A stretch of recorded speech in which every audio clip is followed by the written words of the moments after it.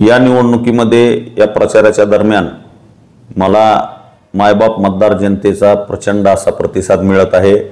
मी जास्तीत जास्त मतदारापर्यंत प्रत्येक वाडी वस्ती तांड्यापर्यंत पोहोचण्याचा प्रयत्न केलेला आहे आणि या निवडणूक प्रचाराच्या माध्यमातून एक चांगला प्रतिसाद मला आतापर्यंत मिळालेला आहे आणि मी मतदार जनतेला एक आव्हान करणार आहे की मी माझी विकासाची भूमिका आपल्या समोर या निवडणुकीमध्ये मांडलेली आहे।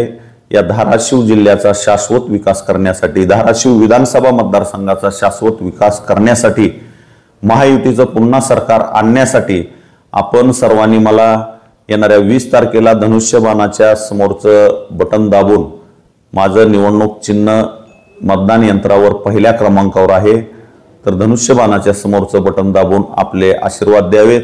आगामी काळामध्ये नक्कीच आपल्या मतदारसंघाचा गेल्या 5 वर्षांमध्ये जो रखडलेला विकास आहे त्या विकासाला चालना देऊन आपला धाराशिव विधानसभा मतदारसंघ विकसित करण्यासाठी प्रयत्न करील, एवढं मी या प्रसंगी सांगतो।